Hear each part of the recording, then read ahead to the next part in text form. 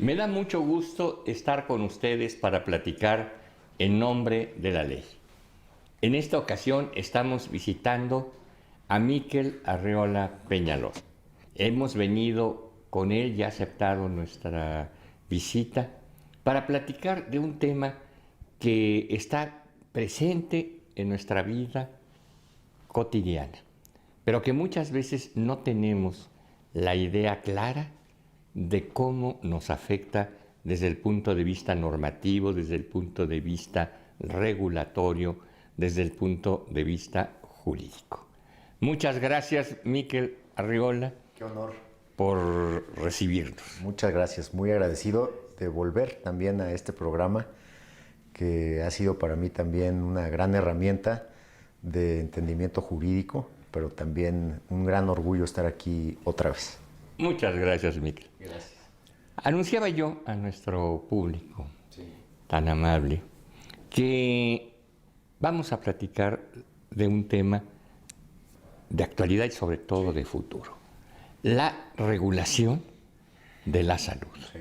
Es decir, ese vínculo entre la salud, uno de nuestros asuntos permanentes, de nuestros asuntos ineludibles, y cómo se comporta en relación con las leyes. Sí. ¿Qué dicen las leyes sobre esto? Y te comenzaría por decir algo en temas que de alguna manera son novedosos, y consideremos novedosos aquellas cuestiones que hemos visto prácticamente nacer y crecer a lo largo de nuestra vida, es decir, que no existían cuando nacimos. ¿Cómo está en el mundo el tema de la regulación? Pues mira, Pepe, recientemente fui convocado a un comité que convocó en Washington la Academia de Ciencias de Estados Unidos. Precisamente este comité está convocado para resolver este tipo de preguntas. En el mundo tenemos regulación sanitaria que tiene que ver con que el Estado está en medio de lo que se produce para consumo humano y lo que se consume. Y yo pondría varios escalones en términos de esa regulación en respecto de su efecto tanto en la salud como en la economía. Vamos a ponerlo de lo más, digamos, pesado en términos regulatorios a lo menos. Lo que más se regula, pues son las medicinas. Las medicinas siempre tienen que, antes de entrar al mercado, ser revisadas por un órgano regulador. Las medicinas tienen un desarrollo verdaderamente relevante en lo regulatorio. ¿Por qué? Porque pues, a un inventor se le ocurre que cierta molécula va a servir para tratar algún mal o curarlo. En medio de eso y el comercio hay más o menos 10 años y más o menos $1,000 millones de inversión. Lo que se tiene que hacer primero con esa medicina es probarla en animales para saber si es segura. Segundo, si es segura, empezar a probarla en pequeños grupos humanos para poder revisar otra vez la seguridad, la calidad y la eficacia de esa medicina. Cuando se pasa después de ese primer grupo pequeño de humanos, se tienen que hacer análisis multicéntricos. Es decir, tienes que tener unas muestras de 500 a 1,000 personas, que también estas muestras te representen las más posibles razas de la humanidad, para ver si esta medicina se puede usar por todo el mundo. Habiendo pasado eso, se le presenta a la autoridad sanitaria para su revisión. Digamos que en el año 10, 11 se está autorizando esa medicina, y esa medicina pues ya pasó por todos los estándares de calidad, y ahí es donde se presentan en el mundo las innovaciones. Yo me acuerdo que recientemente la humanidad acaba de dar un gran salto por la nueva medicina que cura la hepatitis C. Imagínate que antes la hepatitis C era una enfermedad crónica que iba degenerando la vida de la persona hasta la muerte, hasta el cáncer hepático, sí, hasta la pérdida de la función. Y hoy la humanidad ya tiene una herramienta que con 3 tomas cura la hepatitis C. Entonces, ¿qué es lo que está discutiendo en el mundo? ¿Cómo podemos compartir las agencias reguladoras en el mundo el trabajo para no duplicarlo?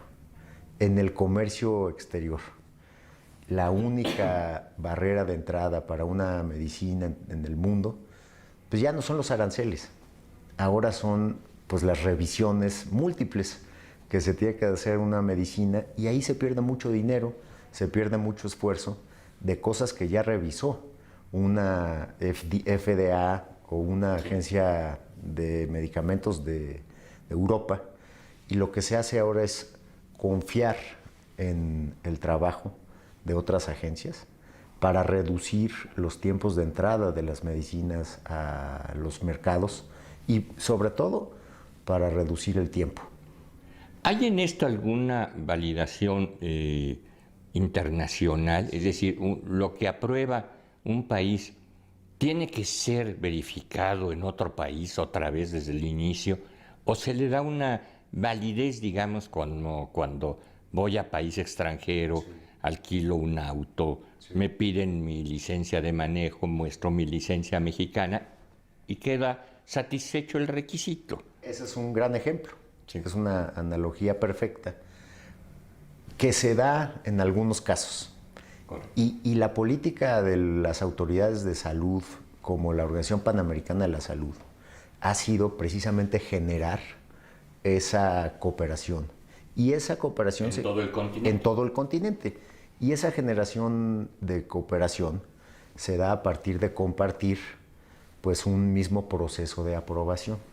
Entonces, ¿qué hizo la Organización Panamericana de la Salud? Que es un paso enorme hacia adelante.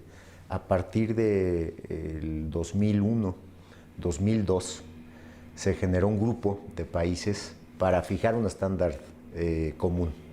Empezó Colombia, empezó Argentina, empezó Brasil, empezó Cuba, México llegó después. Pero ¿qué se ha podido solventar en estos 18 años de trabajo? Que ya tenemos un mercado común en materia de autorizaciones, que México puede reconocer la de Estados Unidos, que la mexicana la puede reconocer Ecuador, Centroamérica. ¿Y qué pasa con eso? Que eso se refleja directo en el precio de los medicamentos. El abasto impide que se encarezcan, ¿verdad? Impide que se encarezcan. Por ejemplo, México aprobó 500 genéricos en 5 años. Los ejemplos son muy claros de precio. Por ejemplo, un medicamento de patente que venció para el colesterol costaba 1,200 pesos la caja. Después de los genéricos hoy cuesta 200 pesos la caja. Eso se podía tener en México, pero ¿por qué no tenerlo en El Salvador? Donde los salvadoreños gastan más que los mexicanos en medicinas. Bueno, pues El Salvador asumió que el registro mexicano es válido para ellos. Y eso implica que el consumidor salvadoreño también es beneficiario de ese ahorro en genéricos. Creo que así es como debemos decir, trabajando. No es un tema generalizado.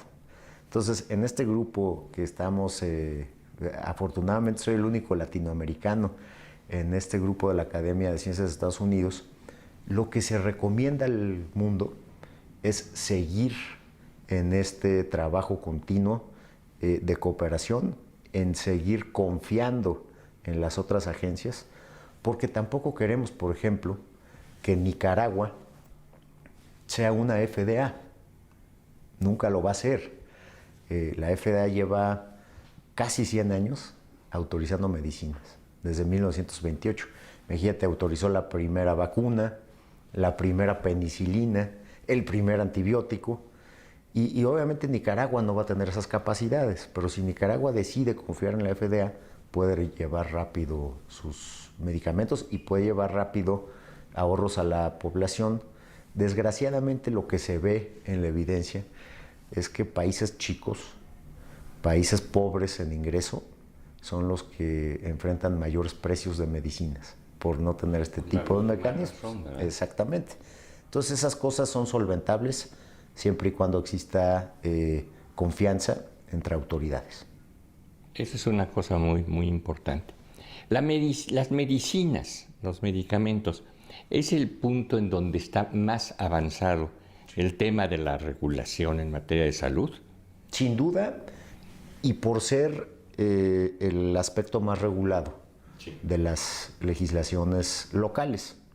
Después tenemos también que agencias como la COFEPRIS pues regulan alimentos. En alimentos, ¿qué pasa? En alimentos lo que se plantean son normas que se tienen que seguir para poder estar en el mercado. Pero eso es sujeto a revisión. No necesitas un permiso previo para entrar al mercado. No se requiere autorización. No se requiere autorización. Entonces vamos a decir que yo soy un productor de leche, pues me tengo que ceñir a la norma de calidad de leche. Entras al mercado. Entro al mercado. Sin decirle a nadie. Sin decirle a nadie. Se da un aviso de comercialización para que la autoridad sepa que uno existe. Sí. Pero en el caso de que la autoridad revise el producto, ese producto en el análisis de laboratorio tiene que cumplir con... Si no, sí te puede frenar en el mercado. Sí te puede frenar. Los famosos recalls no solamente son en coches, sino la industria alimentaria tiene que tener un perfecto protocolo de trazabilidad. Vamos a decir que en el lote W500 se presentó un problema de metal contenido en una caja de cereal. Sí. Se tiene que tener el mecanismo rápido, eficiente, para saber en qué tienda está ese producto por la trazabilidad de los lotes, para que la autoridad lo pueda quitar del mercado. Entonces, ese es el caso, por ejemplo, de los alimentos. Y en materia de alimentos también, pues vemos que no hay, como en medicamentos, y lo vemos en este mismo foro, no hay una franca cooperación en términos internacionales. Se tiene un mecanismo jurídico internacional que se llama Códex Alimentario, que se compone o se va fortaleciendo por un grupo de países, básicamente todos los países desarrollados están ahí, y tiene que ver con qué ingredientes se usan en los alimentos procesados, qué ingredientes se prohíben, qué ingredientes se bajan. Es un foro internacional, pero no hay una herramienta donde se comparen las capacidades regulatorias que tienen los distintos países. Y en esta materia de alimentos, por lo que me dices, presiento que lo que es un ancla importante de verificación es la marca. Sí, que sean productos de marca. Sí. Pero en los alimentos que no son de marca, estoy pensando en la carnicería, bien sea la de la calle, bien sea la del autoservicio, pero que te vende carne que no tiene una marca, es decir, ellos te la cortan, ellos te la... Perecederos.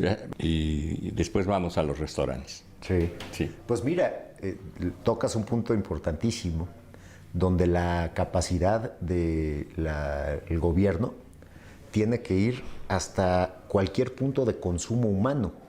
Sí. Hay buenas prácticas de elaboración, desde ingredientes hasta buenas prácticas de tratamiento de perecederos. Entonces, hay una norma oficial mexicana que determina cómo se debe de tratar la carne, cómo se debe de entregar al público, qué es lo que no se debe de hacer.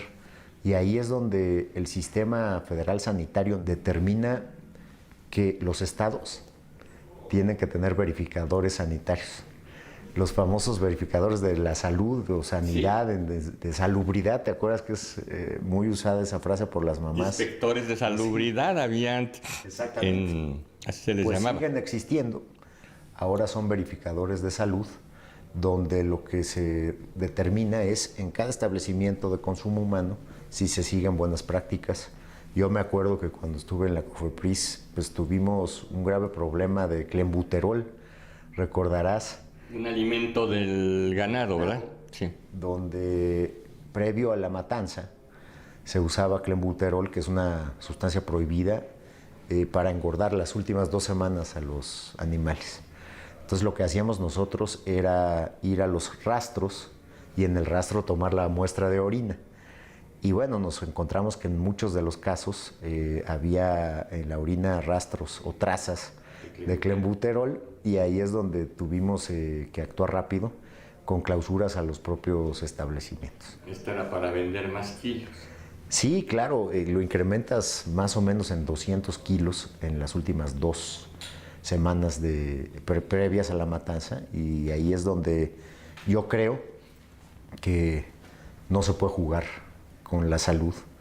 El clenbuterol en altas concentraciones puede generar graves daños en el hígado, puede generar daños en el sistema nervioso central, y vemos ya también que pues, hay daños en lo deportivo con algunos deportistas que pues, en el antidoping sacan clenbuterol, y es una sustancia prohibida también. Entonces se diseñó junto con la WADA, que es la Agencia Antidopaje Internacional, se diseñó un mecanismo para tener muy buena comunicación con las autoridades deportivas y las sanitarias respecto a qué sí es dopaje y qué no es dopaje. Y lo que no es dopaje es cuando alguien come carne con clenbuterol. Correcto. Vamos a una brevísima pausa para seguir platicando con Miquel Arreola.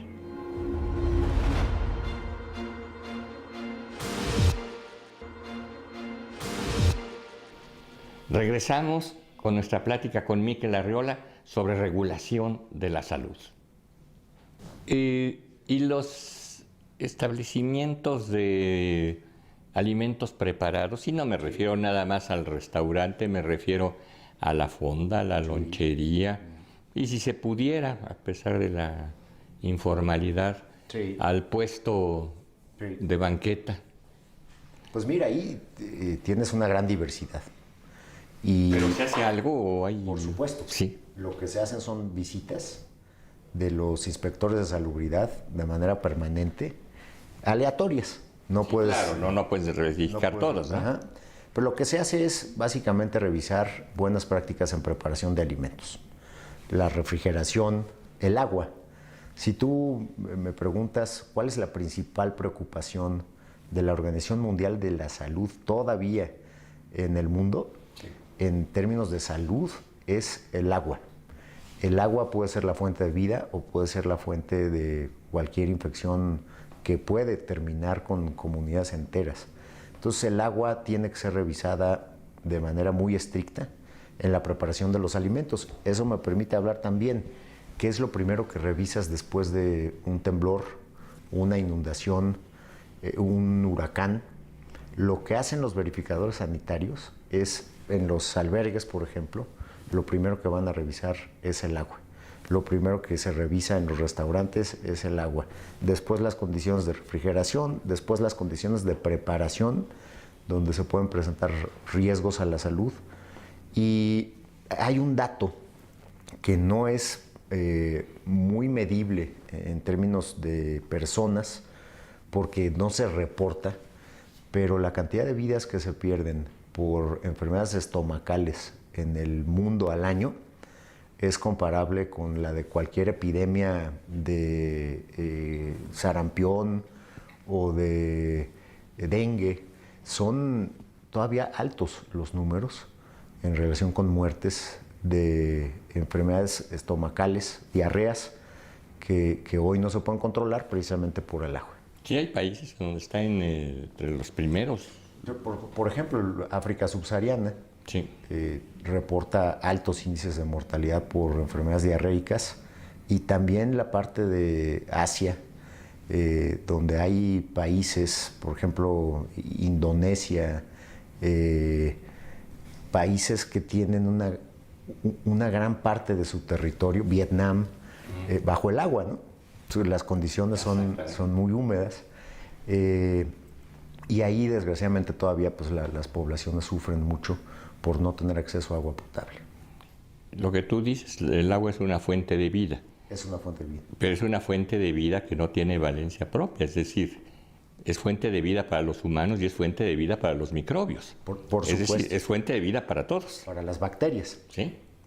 Miquel, ¿y existe entre estos proveedores cumplidos? Sí.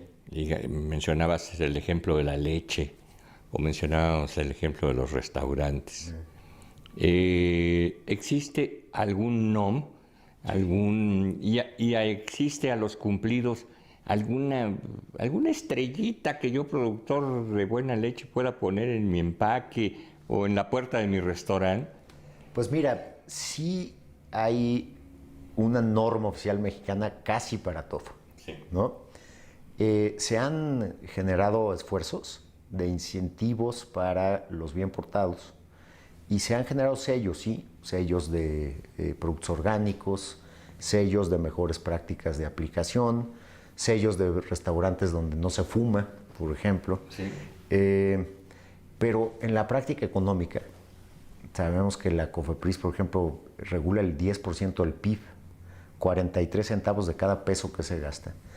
En el campo de los alimentos, lo que se está haciendo ya, habiendo admitido una realidad que es muy positiva para nuestro país, que somos uno de los principales exportadores de alimentos primarios a Estados Unidos. Lo que ha hecho Estados Unidos es certificaciones, Sí, muy severas. para la exportación, muy severas. Sí. Hablando en una mesa tan jurídica como esta, con un... No, y con un abogado como brillante- tú, que eres de primera. Muchas gracias.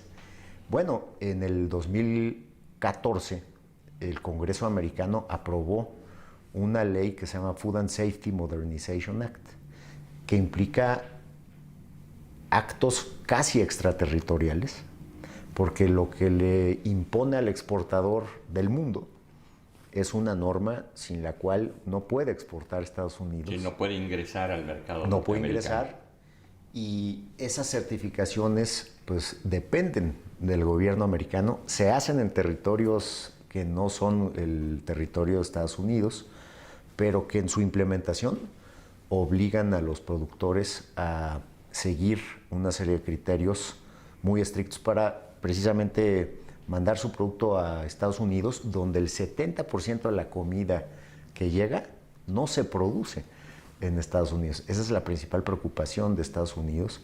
Entonces, en el comercio, la autoridad sanitaria puede ser promotor de la exportación, abrir nuevos mercados. Yo recuerdo que en el año 2013, nuestros productores de almeja de Ensenada mandaban almeja a China en volúmenes pequeños, precisamente porque no había certificación de plantas a China. Más o menos mandaban 10, 15 toneladas a China al año. La COFEPRIS se metió a ayudarlos a certificar plantas. China nos aceptó la certificación de plantas y hoy más o menos están exportando 2,000 toneladas de almeja a China, y ya estamos frente a una nueva industria de la exportación en Ensenada. Entonces, tenemos que buscar a los productores, incentivarlos y ayudarlos a cumplir con buenas prácticas. Sí. La ley ayuda a ganar. Exactamente. El cumplimiento de la ley ayuda a ganar dinero, a darle valor a las cosas, a revaluarlas. Sin duda. Y la autoridad tiene que estar consciente de eso y no solamente ir a revisiones punitivas, Sí, claro. sino que cuando uno concluye que no se están cumpliendo con ciertas cosas, pues hay que ayudar al productor a cumplirlas. La estrellita. Así es. ¿Algo más que quieras agregar para nuestro público, Miquel? Pues fue un tema ciertamente complicado. La regulación pues a veces tiene mucha especificidad, pero creo que es un tema que a los mexicanos les debe de interesar y yo muy honrado de poder explicarlo. Les debe interesar a los productores, a los comerciantes y a nosotros los consumidores. Todos ganamos con Número eso. 1, el consumidor. Así es. Gracias, Pepe. Muchas gracias por habernos recibido, por esta interesante plática sobre cuestiones que no siempre estamos atentos. Y a ustedes muchas gracias por recibirnos en sus hogares y nos veremos en la próxima.